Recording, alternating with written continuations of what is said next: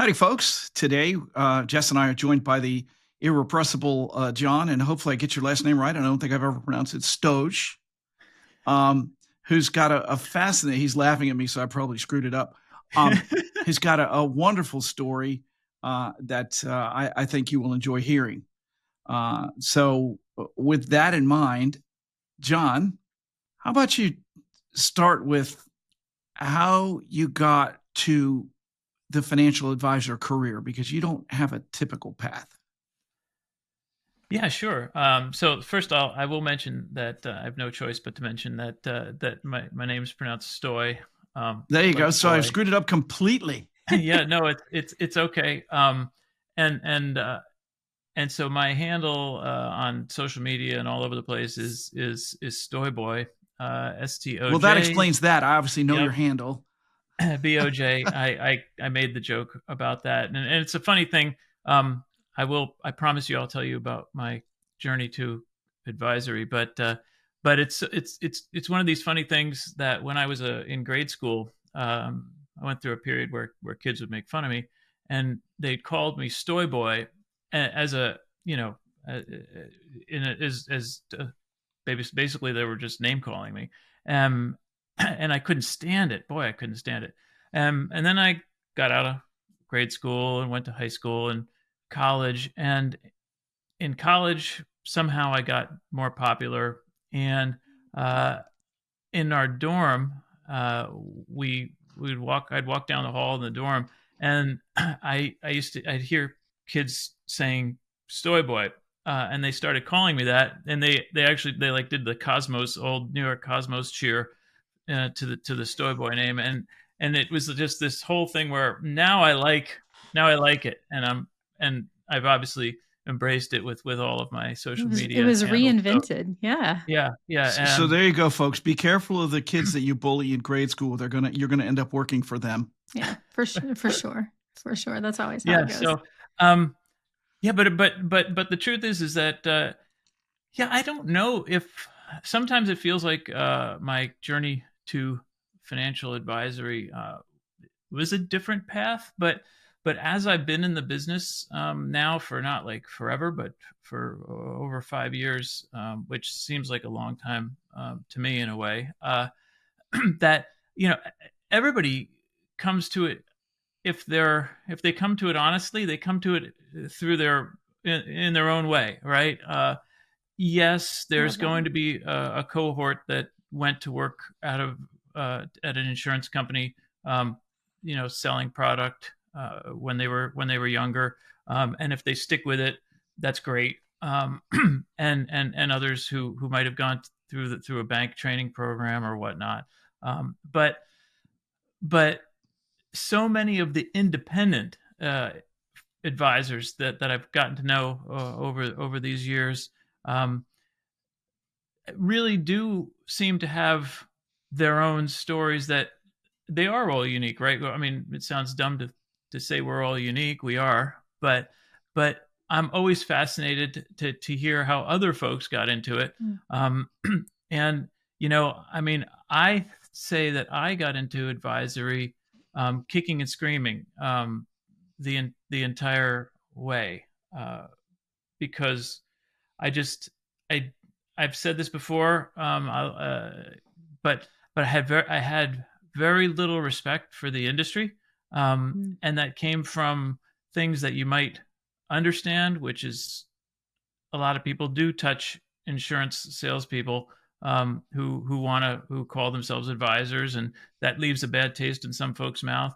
Um, and for me, I had it sort of like turbocharged, that idea turbocharged, because I started out my career on the institutional side of sales and trading, and then investment banking on Wall Street. And if you ever want to meet somebody that's really good at looking down their nose at someone else, you talk to a trader. And so I was part of that for a while, and man, did we look down our noses at retail. So so that's part of And at one So that's if point, you part of look how I down, got so if you here. look down your nose, you can see yourself. I can now. Yeah, I can totally see that. and I can try to imagine how, if someone were, someone were trying to sell me as a representative of my firm for my clients, any sort of product, I can just imagine that they're not thinking much of me. I remember from a previous conversation that we had that you mentioned trading was at one point your goal. Like you were trying to work your way up the trading desk. And so what happened? Yeah, when you say Why kicking and didn't screaming, you? what does that mean? Yeah, yeah. So the kicking and the screaming part is because I didn't know. I learned over the years that it's very difficult, for a person, to choose investments that are going to, say, outperform the market. And so I came to in a way too slow of a fashion to sort of the Bogleheads idea of indexing and stuff like that. And so after the financial crisis, I was in need of a job, and I had multiple friends and colleagues say, "Well, you should become a financial advisor. It's the greatest. All you do is you gather people's assets and charge them a percent of their, of what you're managing, and every year you make more money. It's the best thing in the world." I was like, "Oh, yeah, but why? How could I do that?" I didn't, and I didn't realize at the time that the financial planning is the greater, or larger part of advisory. I was still focused only on the investment management portion of it because that's all I had done, from an investment standpoint. When I worked, for asset managers, I was a portfolio manager. There wasn't any sort of financial planning to be done with people. You got, if there was any planning, you got a an email or a call, from management that said, "Okay, well, this is the mandate that we have to manage to, uh, just Yeah. do it," right? Yeah. And so, since I knew that I couldn't choose investments for anyone that would outperform the market, then what good would I do as a Well, yeah. financial advisor? Why would that be a good fit for you? Yeah. Right. And how could I, even more so, how could I justify charging them for it? So I Yeah. just I Yeah. I just think kept pushing that idea away. that's so Um, relatable. That's exactly how I felt about it on the front end coming in. Yeah.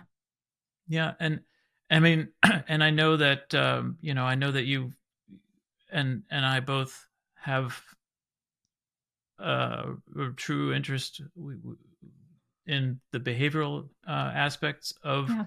Yeah. advisory now, and the way that the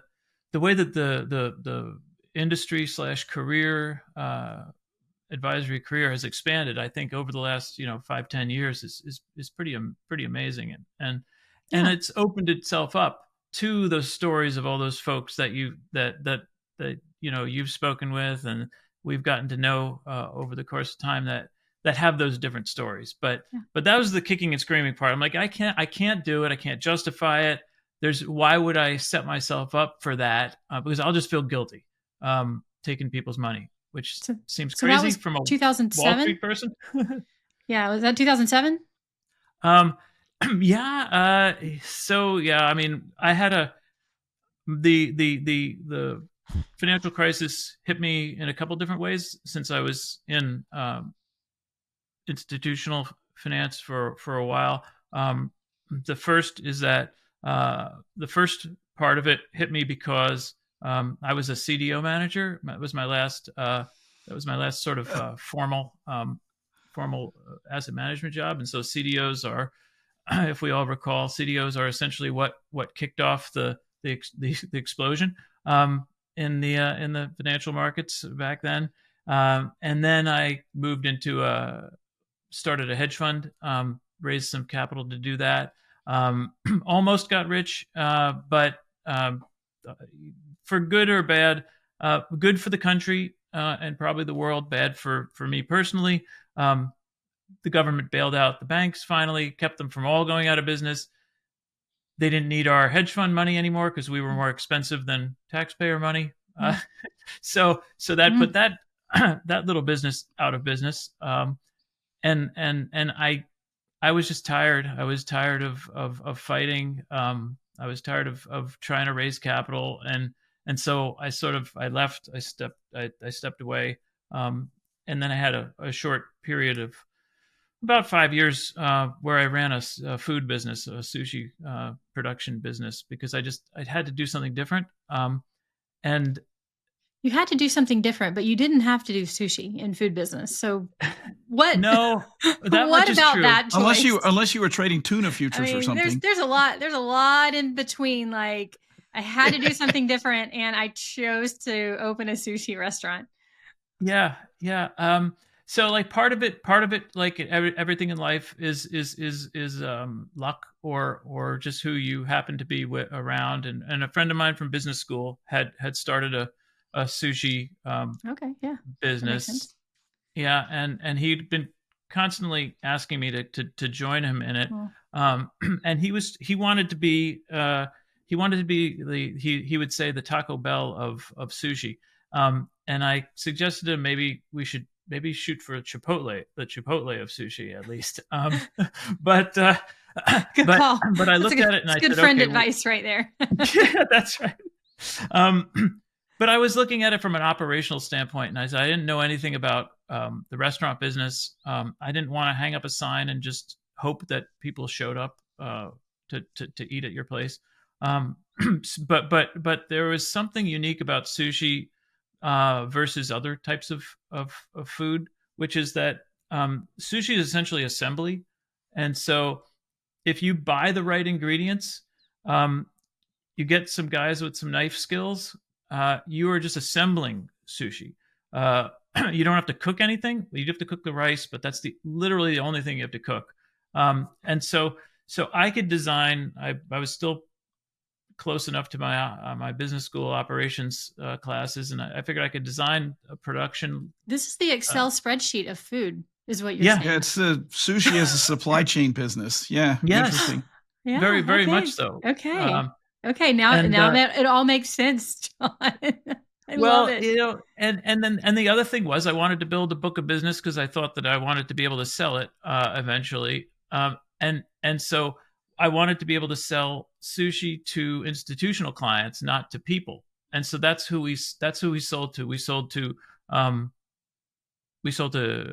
hospitals, local hospitals. We sold to educational institutions. So we sold to the University of Georgia, Emory, Georgia State, and then eventually, like one of the coolest things I did in that business was we sold sushi to the Atlanta Public Schools, and that was like probably, if I had to pick, the one really, really neat thing was the day we did sushi sampling at one of the high schools in downtown Atlanta.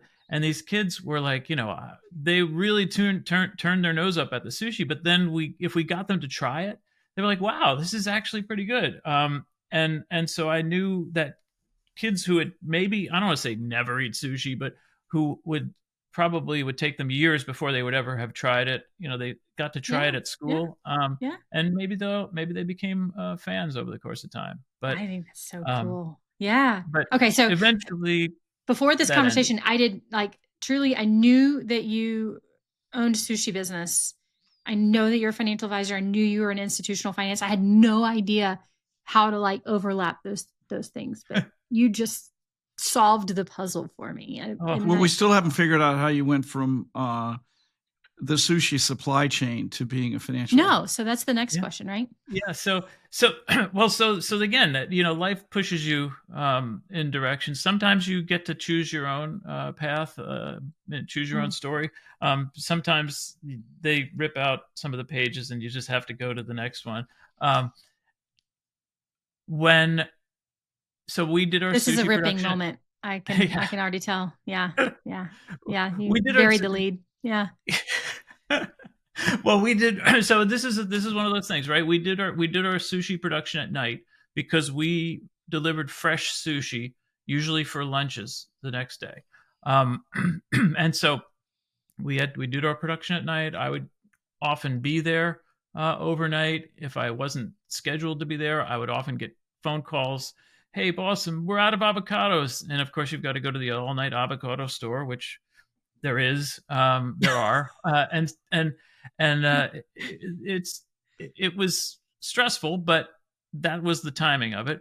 My wife happens to be a physician who works in operating rooms, and she is on call, and so she's sometimes on overnight call.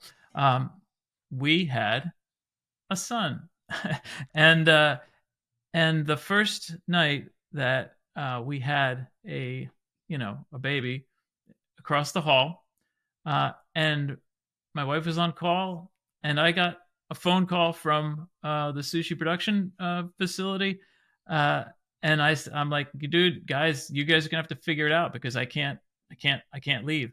And my wife and I sort of looked at each other. We're like, well, something's got to give. And it wasn't going to be her career that she had worked so hard for. Never mind the financial aspect of it. And so, right then and there, we said, okay, we gotta, change courses. Unwind this. Yeah. Yeah. The kids will do that to you, man. Oof. Yeah. Right?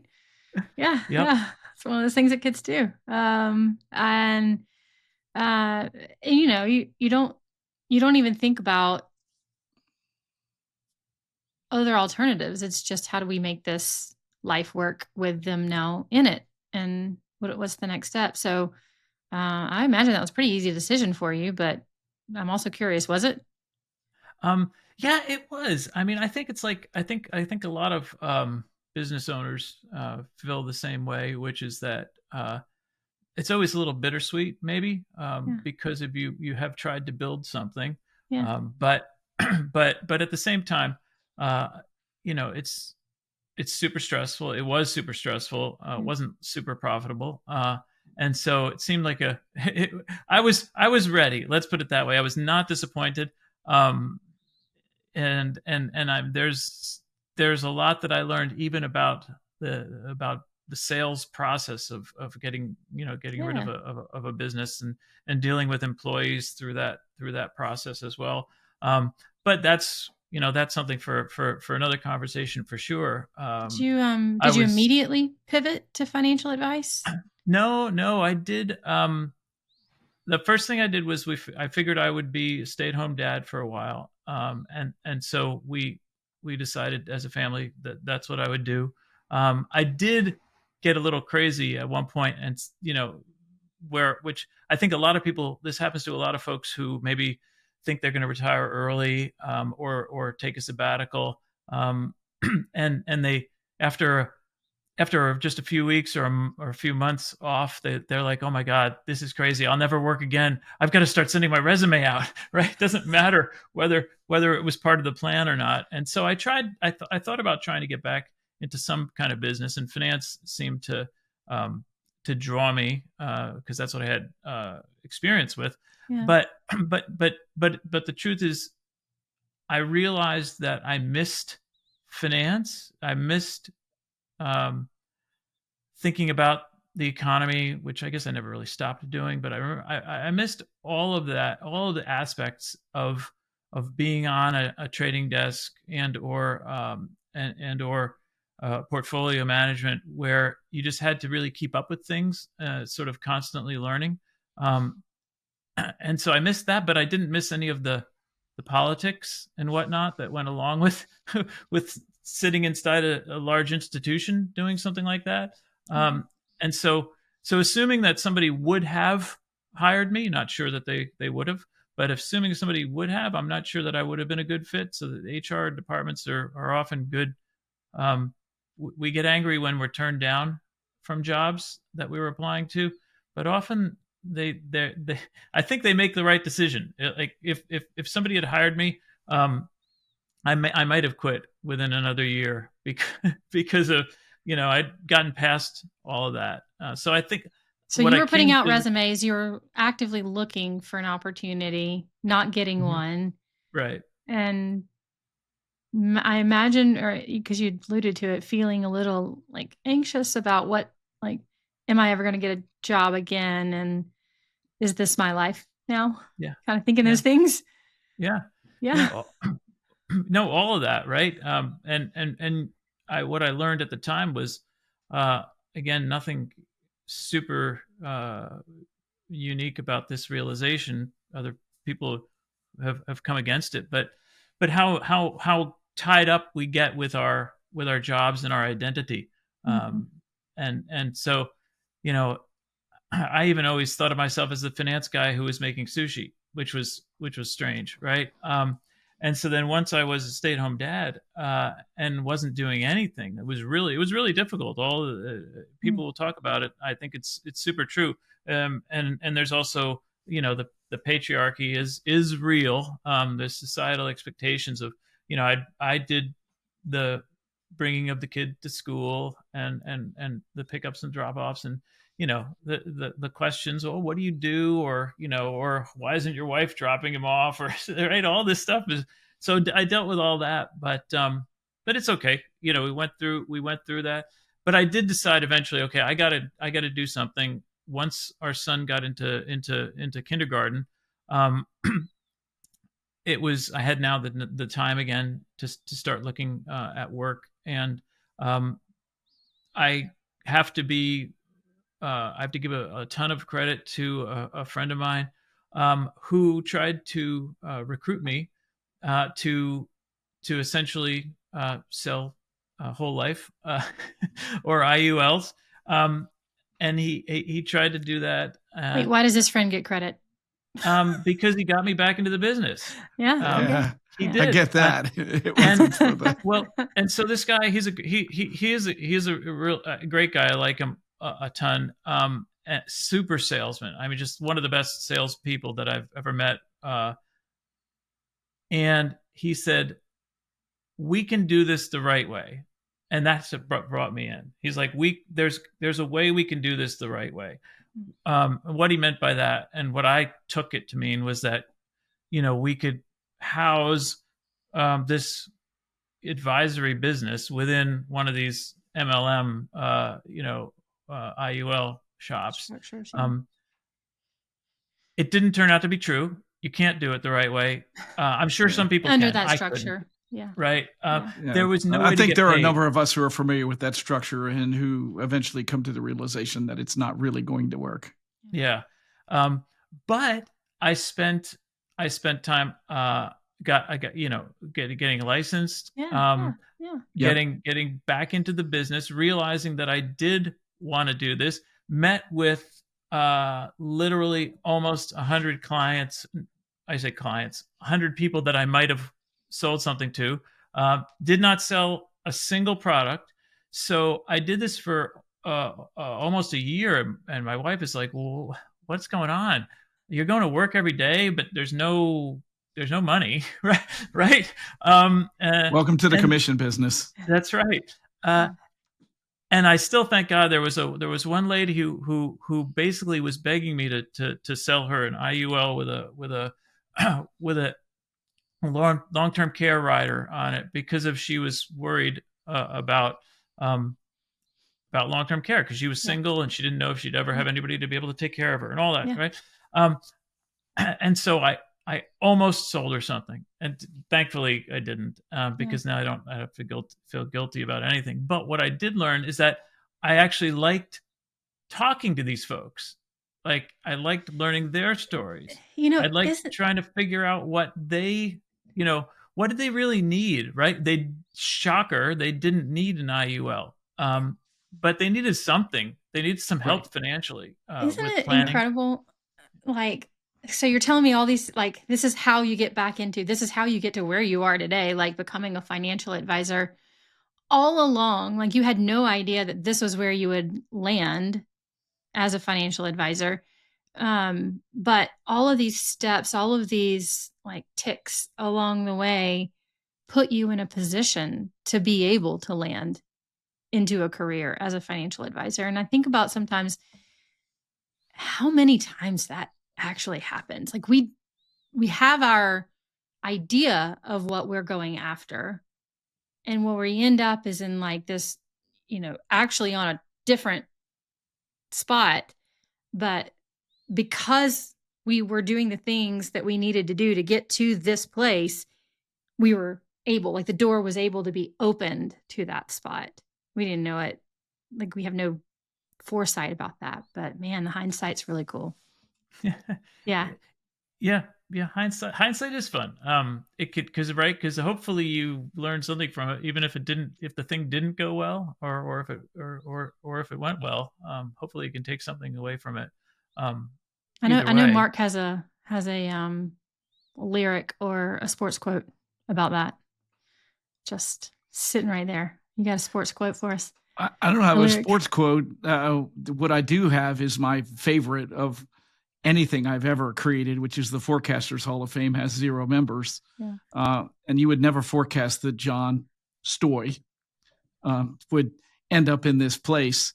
But it also relates back to what we were talking to Kathy Bolasic about this morning, right? Where she was saying that she realized that where she is now was just simply a culmination of all these other things she went through. And it was just part of her journey, even though she didn't know it at the time. And I think, John, that reflects very much on you as well. And I think from just talking to you, and seeing you, your interactions on Twitter, it seems like you really enjoy where you are. And this is, the right place for your future. Is that accurate? Yeah, I know. I think so. Which is nice. It's nice to feel, because of, once you do get to that point, hopefully people do. Hopefully, you wish that for somebody. You wish that for other people. But it's especially gratifying after not knowing for a bunch of time, which is I would say from 2000, from 2009, which was my last official finance job, ended, to to getting back into finance, and then getting into personal finance. It was it's a 10-year span, right? Yeah, it was a decade, right? And yes, I did do this thing. I did do this sushi thing, in the middle there, which was also work, right? But the mind plays tricks on you, because I kept telling people, well, I haven't worked since 2009, and they're like, and then people who knew me were like, what are you talking about? You, didn't you run a sushi business? I'm like, well, yeah, I did, but I didn't. I had this again. This was another thing that came from working on Wall Street, is that if you weren't making a bunch of money, you weren't working. That was that's an interesting prejudice. Yes. And I wasn't. So I figured every day I went to work as a sushi business owner, we had incredible wins. Like I said, delivering to APS, delivering to UGA. But because it wasn't super profitable, I felt that it was a failure every day. Doesn't matter. We had at one point, I had 24 employees. I was paying people every 2 weeks, all the kind of stuff, right? But I wasn't really paying me, and so Right. How could that be a successful business? Right. So now that you are where you are, where do you go next? Next, I think, well, not I think, I know. I like to serve my clients. I like to work with my clients. The word serve came out of my mouth just now, but it's not my favorite word when I think about clients. I like to work with clients. I like to help them. Serve is a strange word to use. But love working with the clients, so I want to keep doing that. But I really like the industry, on the independent side, and so I like to essentially to spread the word that you can do this business, quote unquote, the right way.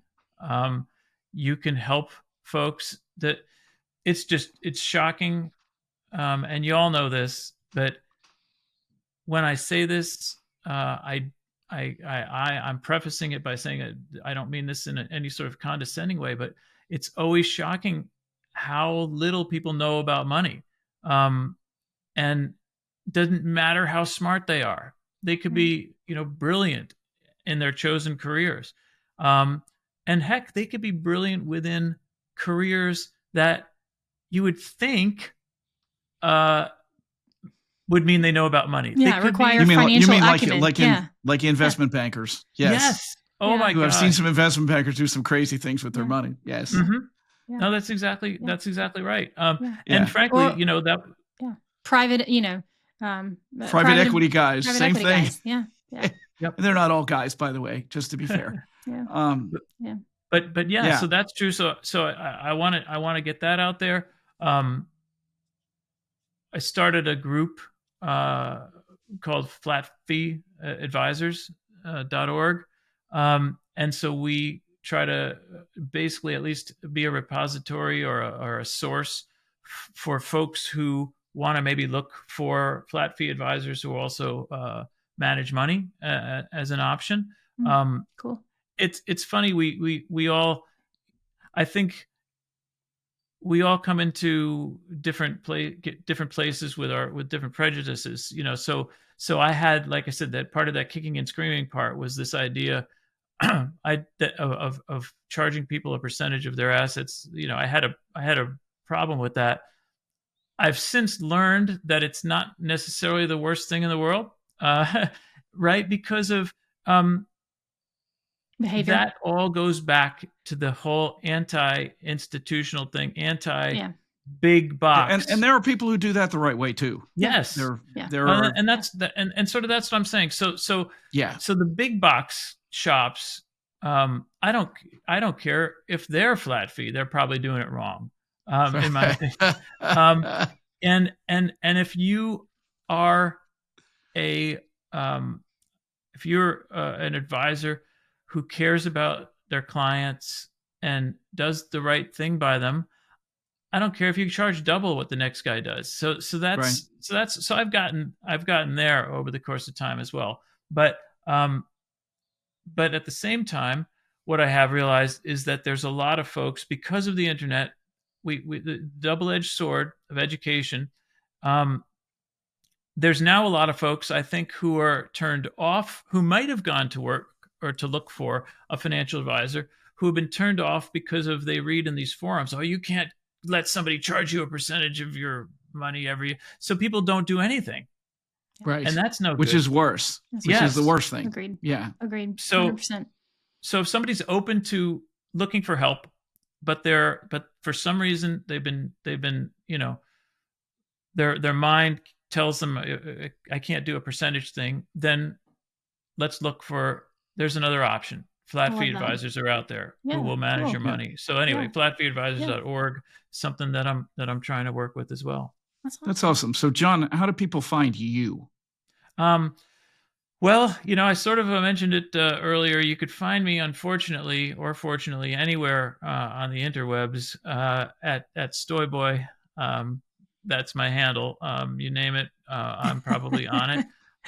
But if you're interested in learning more about my advisory firm, it's called Verbatim Financial, and so my website's verbatimfinancial.com. And presumably you show yourself on flatfee.org. I do, but I'm only one of 100. Right. So It's amazing. Well, how open architecture and democratic is that? Congratulations. Good for you. Yeah. Oh yeah. I mean, the idea again is, okay. So it's funny you said democratic. I can't stand the whole fintech thing, democratizing investing. It to me, whenever I hear that, I'm thinking of how is this person trying to make more money from more people who don't know what they're doing. Agreed. But at the same time, yes, the idea would be that I started that site just so that people could come there and potentially find the folks that work for them, because of the there's a lot of financial advisors in the country, but once you start slicing and dicing them, right, RIAs are much, much, much smaller portion of the business than institutional or big bucks shops. And so even And amongst fee only is another smaller slice, and flat fee is another smaller slice. Right.